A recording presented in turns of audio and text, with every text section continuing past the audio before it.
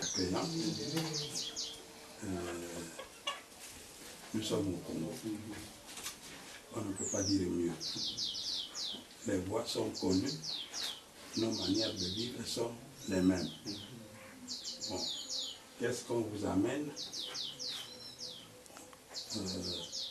J'ai eu des contacts avec vos collaborateurs.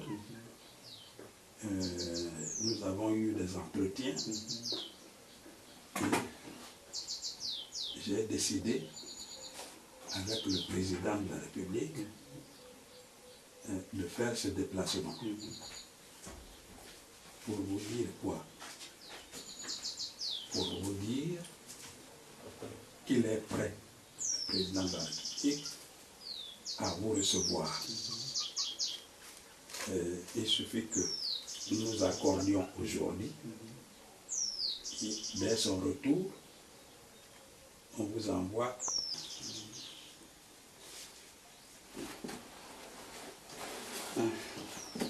c'est vrai que vous dites que nous sommes des Congolais.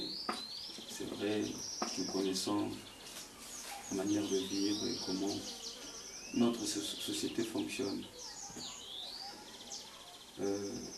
La situation dans laquelle nous nous trouvons est une situation qui date de longtemps. Et si nous sommes arrivés jusque... Il faudrait qu'on s'entoure d'une certaine... ou bien d'un certain nombre de points. Et quand ces points-là seront vus, en ce moment-là, je pense que tout ira dans le mieux.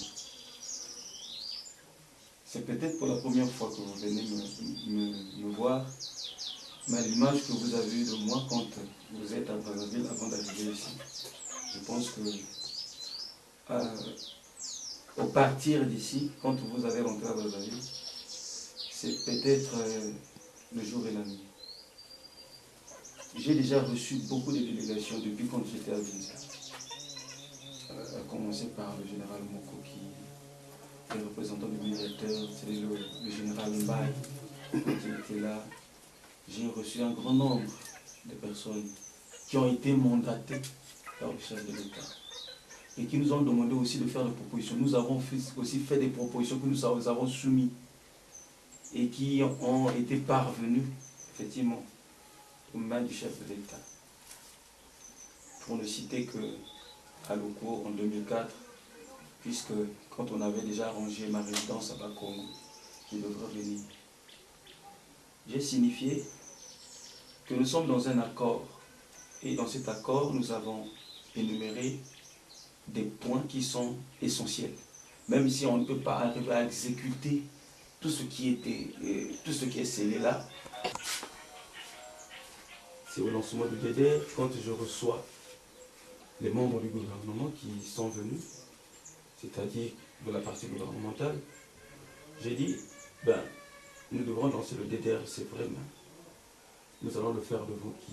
La réorganisation de la force publique. C'est cette commission-là qui devrait travailler pour que nous puissions aussi obtenir un quota, c'est-à-dire à base d'un ordre d'appel, pour que les jeunes ex-combattants soient recrutés, pour qu'il n'y ait plus deux armées. Conformément à l'article 11 de l'accord, les parties signataires de cet accord s'engagent à former un bloc solidaire, capable de s'opposer à toutes les forces hostiles à la paix et à la réconciliation nationale, ainsi qu'aux adeptes de la violence sous toutes ses formes.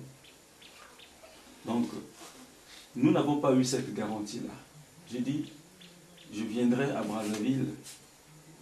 D'abord, je n'ai pas de couverture juridique, jusqu'aujourd'hui, je n'ai pas de statut. Là, nous étions en 2004. Donc, il faudrait que l'État puisse définir mon statut pour que quand je viendrai, que je sache que je vais avec telle veste et je vais pour travailler. Et quand j'ai transmis ces préoccupations-là, ça avait été mal reçu. Enfin, 90 militaires, c'est-à-dire de la police, pour former une structure mixte de sécurité. C'était pour sécuriser ma venue à Brazzaville et puis les périphéries de Brazzaville, dans les lieux où j'allais. Ces jeunes-là ont été attaqués à Tchelima, ils étaient contraints de venir à Bakongo, là où on m'avait donné. Nous devons reconstruire, comment nous allons faire. Mais le conflit en tant que tel ne peut se réserver que dans un contexte politique. Nous étions une résistance armée. Mais puisque nous avons signé un accord, donc on n'est plus seigneur de la résistance, nous sommes contraints de muter notre mouvement maintenant en parti politique. Le désarmement, la démobilisation, la réinsertion, ça c'est tout un processus. Et nous avons bien dit dans les documents que nous avons signés d'une manière conjointe, c'est-à-dire le gouvernement CNR, que nous devrons regarder d'abord, privilégier les questions politiques. Et dans le temps, c'était en 2004, j'avais envoyé un cahier de charges aux mains de l'ambassadeur de Gabon, puisque c'est lui le doyen des diplomates qui était représenté et qui représentait la communauté internationale. Oui, le 7 juin, donc la semaine qui suivait, il fallait déjà lancer les campagnes. J'ai dit, c'est pas possible parce qu'il n'y a pas de liste dans le pool. Mais comment nous allons, disons, aller aux élections je l'avais devant l'index de communauté que nous dire là, nous allons dire que c'est un complot démocratique. Moi, je pensais que ils avaient pris acte de ce que j'avais dit. La semaine qui suivait, non, ils ont forcé. Et finalement, ils ont lancé les campagnes. Nous, pour prouver notre bonne volonté, on s'était dit, si on ne dépose pas d'abord les listes, les dossiers au ministère, on dira que nous ne voulons pas participer aux élections. Nous déposons, mais entre-temps, nous rappelons qu'il faudrait qu'on puisse regarder. finalement, c'était maintenant le lancement des campagnes, les campagnes ont commencé, et j'étais contraint de réagir. J'ai fait une déclaration où j'avais dit que si on ne régularise pas la situation, 48 heures avant les élections, nous sommes prêts à retirer nos candidatures. Mais ça avait été mal interprété. Ça avait été traduit comme étant, voilà, il a donné un ultimatum, voilà, il a fait ceci ou cela. J'étais contraint pour l'intérêt de la paix d'aller encore redire que voilà, c'est pas un ultimatum. Si vous pensez que vous voulez faire vous seul, bon, faites. Donc je demande à tout le monde d'aller voter.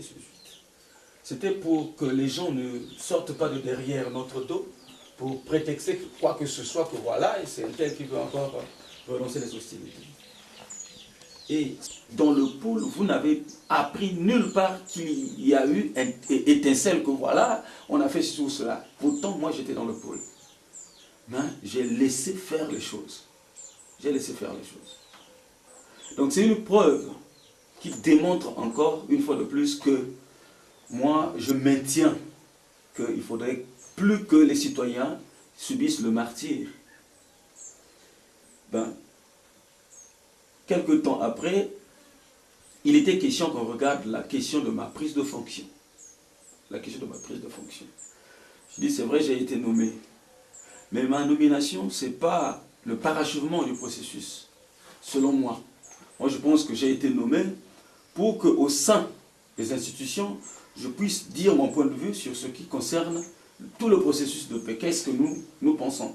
Gérer au moins le plan administratif de la zone où nous nous trouvons. Mais nous n'avons fait aucune obstruction. L'administration dans tout le pôle fonctionne. Dans tout le pôle, dans les localités, les grandes localités, il y a des militaires, ils y sont. Il y a la cohabitation. Et moi aussi, je suis là. Je peux circuler parce que j'ai fait le programme et je suis libre. Et je ne fais aucun problème à tous ceux-là qui sont en train de circuler. Maintenant, nous étions ici, dans le pôle, c'était la Banque mondiale, et puis au commissariat, sont venus me demander que voilà, les fonds qui ont été destinés à ces jeunes-là risqueront de repartir parce que nous trouvons qu'au Congo, le dossier de la réinsertion n'avance pas. Alors que ces fonds-là ont été destinés aux jeunes qui sont autour de vous. Et qu'en dites-vous? J'ai dit, nous avons encore certaines questions déjà à 10 ans. Et pourtant, nous ne demandons pas le ciel. Puisque il en est ainsi, je suis prêt à venir lancer le PNDDR à Brazzaville. Donc vous, la communauté internationale, faites pression maintenant aux côtés du gouvernement. Parce que je ne peux pas d'abord aller lancer le PNDDR sans ma prise de fonction. Or, quand je veux prendre les fonctions, mon statut m'implique personnellement à suivre aussi le PNDDR. En tant que délégué général chargé à la promotion des valeurs de paix et à la réparation des séquelles de guerre. Donc, dans la réparation des séquelles de guerre, y compris la réinsertion et tout. Donc, je peux suivre tout ce qui va se passer. Donc, c'est pourquoi nous voulons privilégier d'abord la prise de fonction, mais entre-temps, nous allons cumuler les deux manifestations. Je viens à Brazzaville pour ma prise de fonction et pour le lancement du PNDDR. Donc, c'est aussi ma première sortie à Brazzaville. Ça fait 10 ans depuis que je suis dans le pôle, je n'ai jamais mis pied à Brazzaville.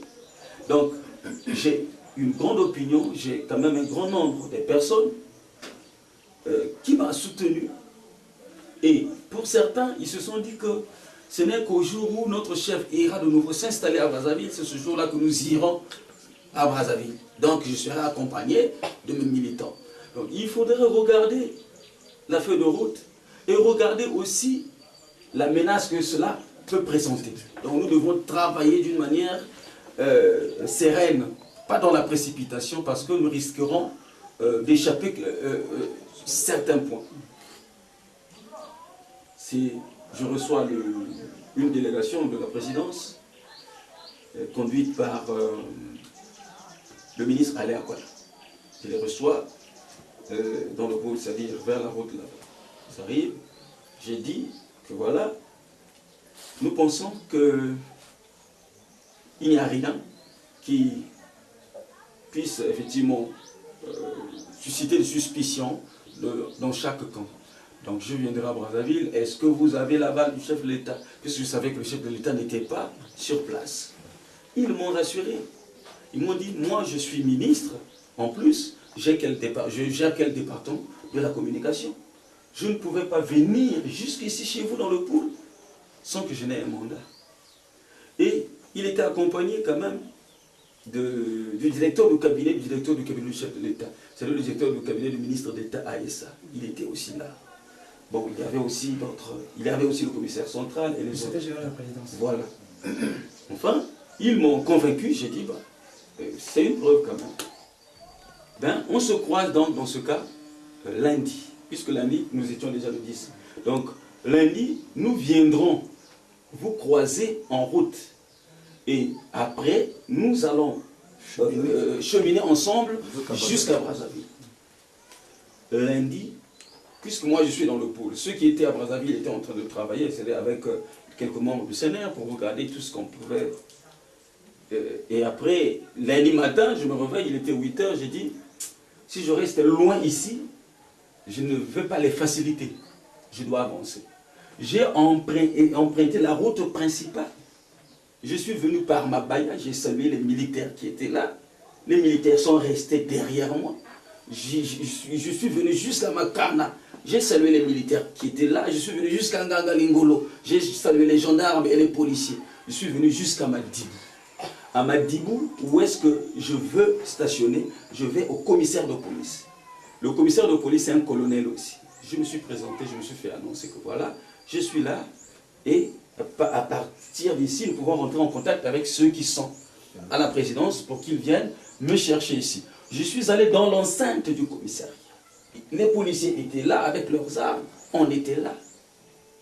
Et quand je suis venu à Brazzaville, et ce sont les DVD que nous sommes en train de distribuer pour témoigner que nous n'avions eu aucune intention pour dire que peut-être qu'on venait pour faire un coup d'État ou soit quoi. Enfin, je suis arrivé là-bas, il était 9 h à Madibou. De 9 h jusqu'à 18 h. Quand même, je suis un citoyen. Si il y a la considération pour un partenaire, je suis resté là, affamé, sans boire, je suis resté là jusqu'à 18 h. Et c'est à 18 h qu'on nous surprend quand les hélicoptères armés de missiles sont venus tournoyer là où nous étions pour disperser les foules. J'ai reçu une note de détachement signée du chef d'état-major général qui me donnait droit à 30 gardes. Mais j'ai eu une garde, mais si la garde s'hasardait à tirer l'hélico, on arriverait où? C'est que les hélicos aussi allaient lâcher les missiles. C'était pour qu'on arrive encore à... Et ça devait être rejeté sur le dos de qui? De tout le monde. Et pourtant, je suis venu à Brazzaville par la demande du gouvernement.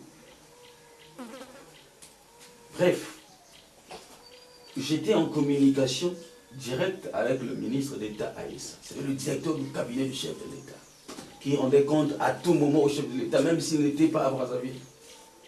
Quand même, moi je suis un homme de droit. Pour avoir conduit une résistance, je ne pouvais pas conduire un tel mouvement ou bien une telle dynamique sans aucune notion de droit. Et je suis surpris quand le chef de l'État rentre des États-Unis pour son voyage, il appelle les parlementaires. Voilà comment Toumi pouvait venir derrière mon dos d'une manière intempestive. Et désormais, il ne peut pas venir si moi-même je ne suis pas présent. Donc, moi je n'étais pas au courant qu'il devrait venir à Brazzaville et ainsi de suite.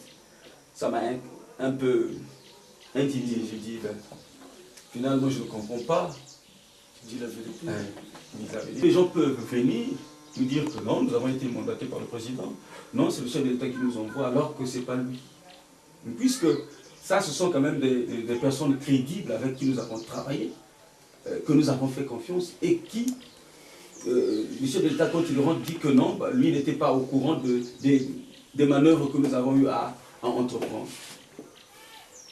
Je suis resté, après, fallait. Aujourd'hui, si nous avons besoin de paix, mais quand même ce soif doit être réciproque. C'est-à-dire, moi j'ai besoin de paix, c'est comme le gouvernement doit aussi avoir besoin de la paix. Depuis que nous avons signé l'accord le 29 décembre 1999 jusqu'à aujourd'hui, je n'ai posé aucun acte qui nécessite que l'armée se lève pour venir m'attaquer. Même s'il y a eu la reprise des hostilités à Vinza. Mais c'est le gouvernement qui a envoyé les militaires à Vinza. Moi, je n'avais jamais attaqué les positions de l'armée. Bref, ça a continué. Les populations commençaient à vider les villages pour aller à Brazzaville parce qu'ils savaient que d'ici le 31, on viendra bombarder. J'ai dit, je me suis déjà engagé pour défendre la patrie. Je ne me reproche de rien. Et tout ce que je fais, c'est pour l'intérêt supérieur de la nation. Ce n'est pas pour moi-même. Si c'était pour des intérêts personnels, je ne serais plus dans le pôle. Je serais sorti, peut-être m'installer ailleurs. Mais je dis, si je vais, je crains vide. Et finalement, tout ce que nous avons fait comme travail partira dans l'eau. Donc autant mieux rester s'il faut mourir, mais je sais que je ne mourrai pas. Et je sais que je ne me reproche de rien, je n'ai rien fait pour qu'on vienne m'attaquer. S'ils viennent m'attaquer, ça montre qu'ils m'imposent une guerre. C'est-à-dire que c'est une guerre qu'ils viendront nous imposer. Mais sinon, nous ne sommes pas dans cette logique. Enfin, après, nous sommes restés.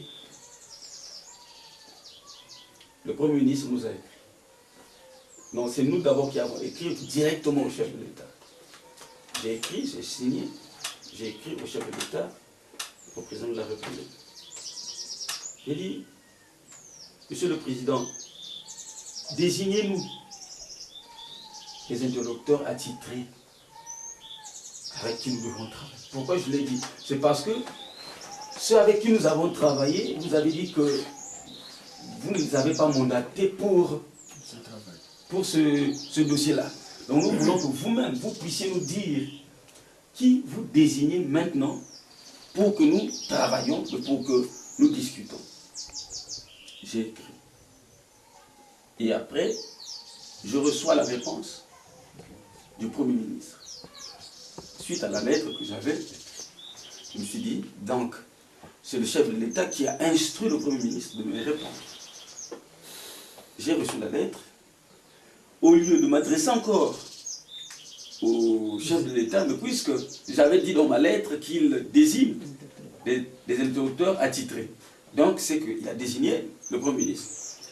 Le Premier ministre me demandait maintenant de faire parvenir la liste des ex-combattants et puis de lui dire est-ce que la sensibilisation et l'identification avaient fini. Et pour que je puisse lui, disons, faire parvenir la liste des membres du CNR qui devraient être sûrs de préparation de ma sortie à Brazzaville. Je lui ai répondu, j'ai dit, le PNDDR est une institution. Et moi, je ne suis pas membre de cette institution. C'est vrai que nous avons délégué nos membres qui nous représentent là-bas. Ils ont un programme à eux. Vous vous dites seulement, vous allez réinsérer seulement 5000 des jeunes qui sont autour de moi. Mais peut-être qu'il y a plus de 5000. Alors, si moi je vous dis qu'il y a plus de 5000, vous ne serez pas convaincus. Je préfère que le PNDDR et le Haut Commissariat viennent dans le pool. Moi, je vais les faciliter. Moi, je veux suivre tout le travail qu'ils vont faire sur le terrain. Une fois identifiés, c'est-à-dire qu'ils aient identifié tout le monde, si on arrive à 25 000 ou à 20 000 ex-combattants, si en ce moment-là, moi, en tant que père de ce mouvement-là, je vais demander des garanties. Vous avez seulement prévu 5 000. Maintenant, pour le reste, qu'est-ce qu'on fait? Parce que c'est-à-dire qu'il va se retourner contre moi. Contre les 5 000 seront resserrés et les autres n'ont rien. Finalement, ils vont s'adresser à qui? À moi. Non. Il faudrait que j'ai cette garantie-là. Donc, si moi je travaille seul sur le terrain pour aller identifier, sans vous, quand je vous dirai qu'il y a plus de 5 000, vous ne me croirez pas. Venez, nous allons travailler ensemble pour que nous connaissions tout ce que nous pouvons connaître sur le terrain. Bref, nous sommes jusqu'à aujourd'hui là, donc on n'a plus eu de suite jusqu'en ce moment. Bref, si il y a cette entrevue maintenant, pour moi, ce que je sais, ce sont les jeunes qui m'ont rapporté l'information, qu'ils étaient en contact avec quelqu'un qui voulait bien nous mettre en contact directement avec le chef de l'État. Ça, c'était au départ. Je dis bien, mais c'est une bonne chose. Mais vous savez, dans ce pays, il y a tellement trop de maquillage. Et moi, qu'est-ce qui va me rassurer que la personne avec qui je suis en train de converser au téléphone est bien le chef de l'État? Quelqu'un peut imiter sa voix. Je ne peux pas être rassuré. Donc, on va regarder la démarche, comment cela pourra se faire. Et après, ils m'ont parlé du colonel Tatsé. Nous avons parlé avec lui aussi au téléphone. Ils sont encore revenus, non, le colonel Tatsé nous a dit que ce n'est plus lui. Mais le chef de l'État a désigné quelqu'un avec qui vous devrez. J'ai dit, d'accord, il viendra avec des propositions. Mais entre-temps, depuis hier, j'étais au courant de ce que vous venez de nous dire ici, qu'on viendra vous chercher par hélico, on vous amène à Brazza, on fait ceci. Nous étions dans cette démarche depuis Finza. Moi j'avais dit, moi j'ai pas de pilote. C'est pas moi qui va piloter l'hélicoptère. Je sais que venir à Brazzaville présente un grand danger. Et pour les populations, et même pour le gouvernement. Pourquoi je le dis? Is Amadibou. Alors que dans le plein de la ville, il y avait déjà un redéploiement des militaires. C'est suite à la lettre que nous avons eue que le ministre Henri Njombo a écrit. Et si on avait tué le ministre Henri Njombo et les autres qu'on avait ciblés, on allait dire quoi? C'est Ntoumi qui a tué les autorités de l'État. Et pour qu'on me traduise en justice ou quoi? Et moi, j'aurais quel argument pour dire que non, c'est pas moi? Puisque il faudrait mettre des mécanismes en place pour que nous soyons ensemble pour gérer la situation. Mais si c'est d'une manière unilatérale, au cas où il y a un quelconque impondérant, qui va répondre? C'est pourquoi j'ai dit, pour avoir tiré les leçons du 10, moi je voudrais qu'on ne soit pas pressé. Moi ce que je sais, il y a le mécontentement et ils veulent trouver un alibi, c'est-à-dire ils attendent une situation qui se produit dans Brazzaville pour pouvoir faire ce qu'ils vont faire. Alors que moi je ne suis pas dans cette logique-là. Et moi aussi je ne suis pas l'homme qu'ils peuvent surprendre. Parce que de mon côté aussi ça serait une surprise, quelque chose que je n'attendais pas qui arrive. Si ce sont des gens ou des bandes, des gens qui vont casser des maisons ou tuer déjà des personnes, finalement je serai déjà devant un fait accompli, puisque je suis déjà à Brazzaville. Et en ce moment-là, est-ce que le chef de l'État va dire que non, c'est pas Ntoumi? Je sais bien que lui, il n'est pas dans cette logique. Quand les gens vont justifier cela, mais qu'est-ce qu'ils allaient faire? Ils tuent le ministre Henri Njombo, pourtant ce sont des militaires. Mais puisque les ex-combattants étaient dans la ville, on allait tuer quelques ex-combattants, ils amènent sur les lieux, ils prennent les armes, et puis ils déposent, et puis ils mettent les armes entre leurs mains pour dire que voilà, c'était les ninjas qui ont buté ou qui ont commis le forfait. Moi, je suis passé par les armes, je sais comment ça se passe. C'est pourquoi la situation, nous voulons, moi, je veux que la situation soit réglée d'une manière globale. S'il y a des armes à ramasser dans le pôle, et s'il y a qu'est-ce que nous devons faire, il faudrait que nous puissions nous entourer de toutes les garanties.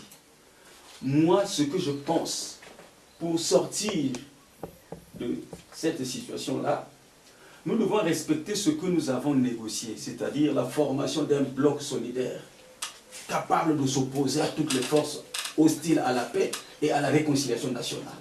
La formation d'un bloc solidaire, ça montre que c'est nous qui sommes des partenaires.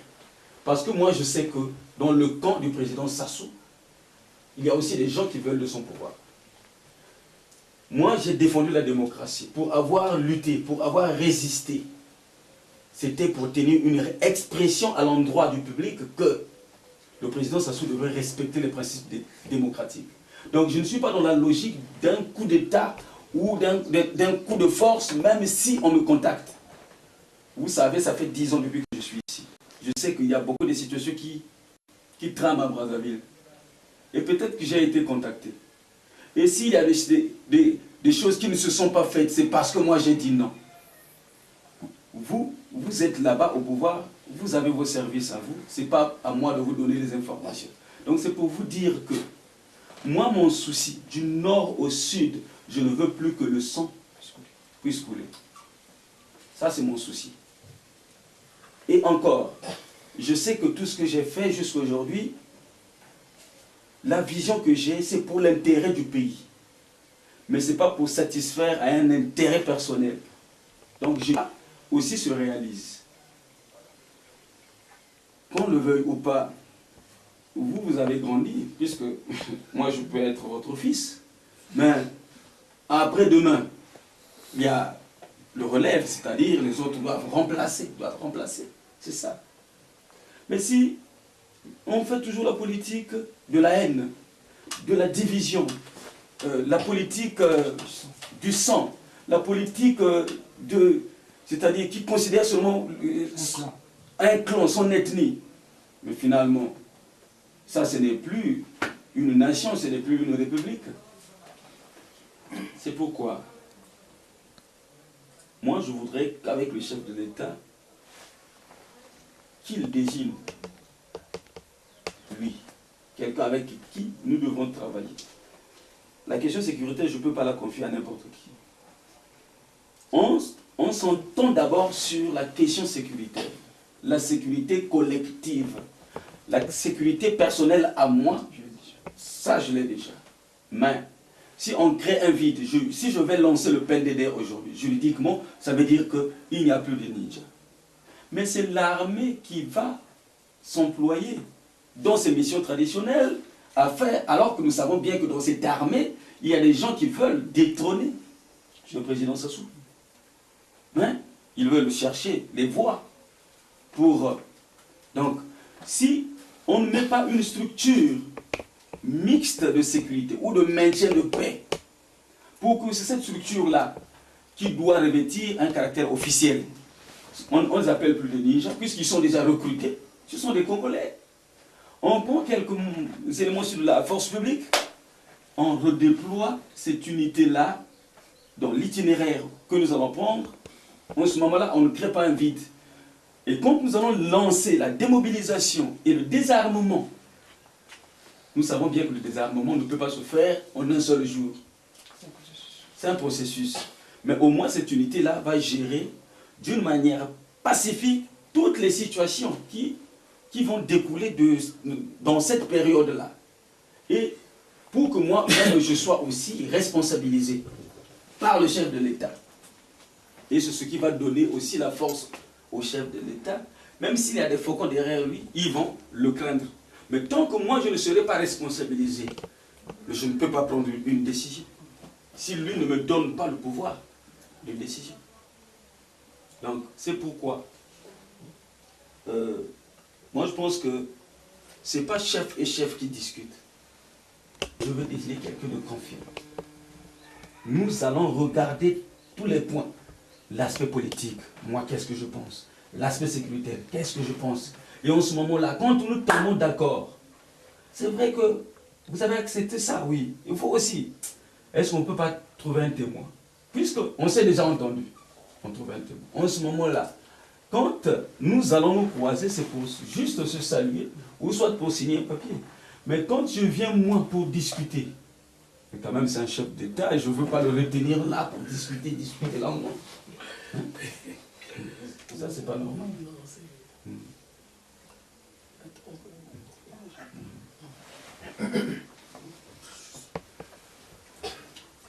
Révérend, parce que c'est l'oncle en principe, l'autre c'est lui. Voilà. Mais nous sommes là des facilitateurs. Voilà. Et je pense que... Et des techniciens aussi, peut-être. Nous sommes dans un milieu Autorisé. très autorisé. Si Voilà. vous pouvez me le rassurer, que nous sommes dans un milieu très autorisé. Révérend nous a vu échouer une chose, parce qu'effectivement, nous tous, nous convergeons vers ce point. Et nous ne sommes pas venus pour résoudre un problème. Nous, notre souci, pratiquement vous nous avez rejoints, c'est que à Brazzaville, le chef lui-même vous prend autrement. Et nous nous sommes dit, dans nos démarches, nous sommes des fils du pôle. Donc dans nos démarches, nous disons non, il y a nos grands frères qui nous trompent.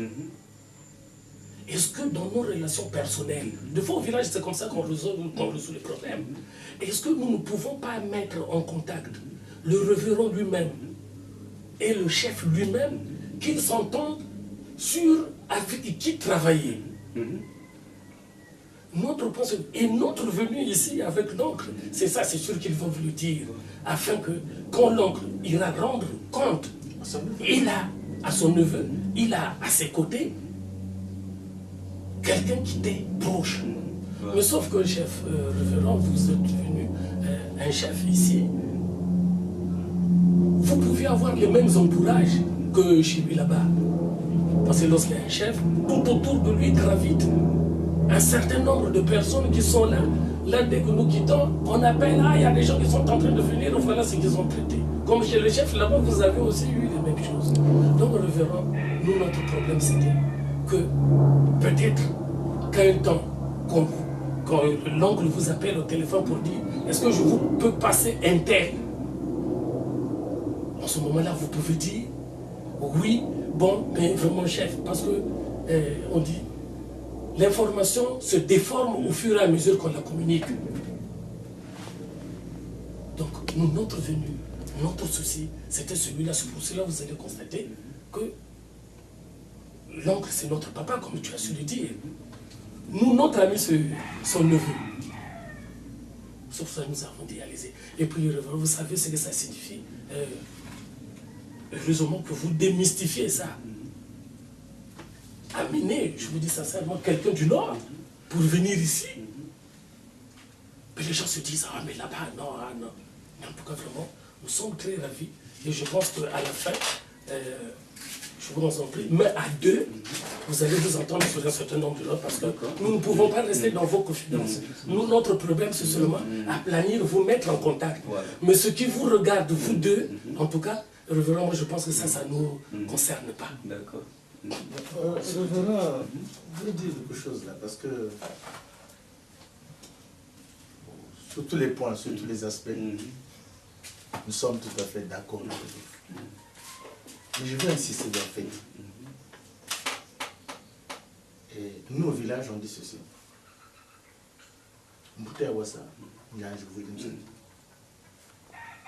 La mentalité des gens ne va pas la changer. Il y a des gens qui veulent, quand ils se trouvent quelque part, ils se disent, moi je suis dans le ventre du chef. Donc rien ne peut se passer si vous ne passez pas par moi. Et il défie, il devient un Jésus. Mais là où nous sommes, il n'y a pas de Jésus. Parce qu'il y a un adage qui dit, tout chemin mène à Rome. Maintenant, nous voici ici.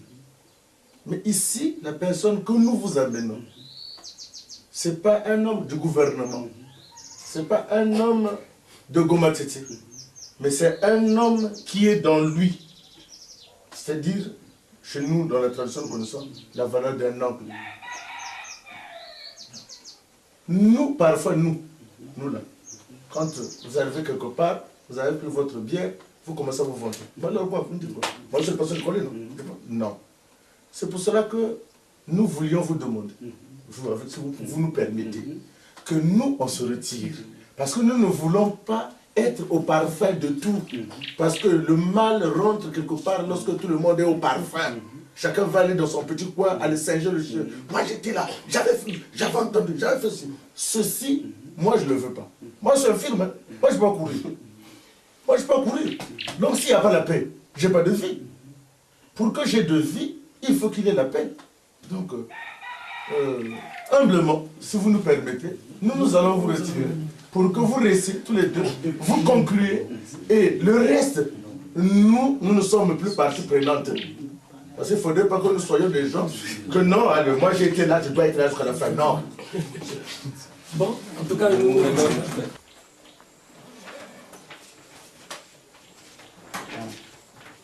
Bon, là, par exemple, il y a un message. Quand nous étions à Kinkala, j'avais adressé, c'est-à-dire au mouvement qui était là, et puis, si vous pouvez aller visionner.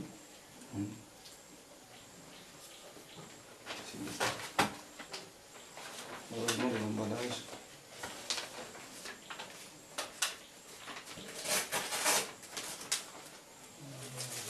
C'est pas trop sûr, on a dit.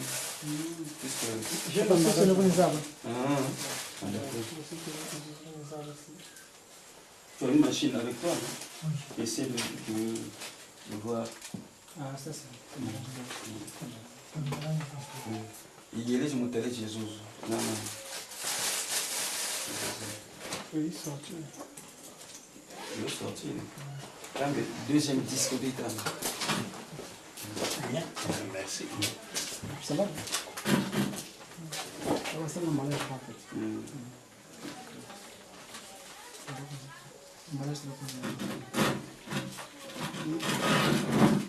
Il y a bien. Puisqu'il quand il avait imprimé, nous avons tout à l'heure.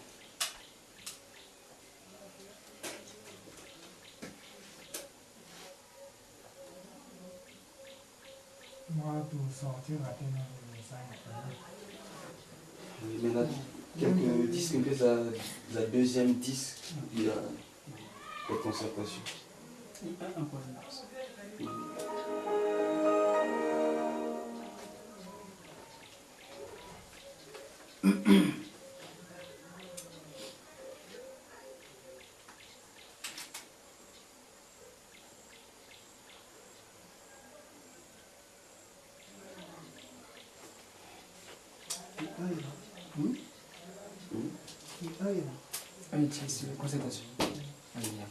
Quand on est sorti.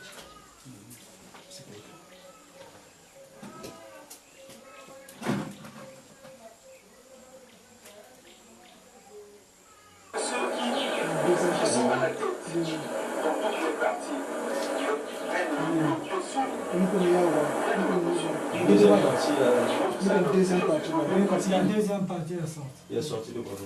Bon, je vais vous faire parvenir tout un colis complet. On a Je ne sais pas si c'est comme ça qu'on se lève, on s'en va. Ici, il y a un mot.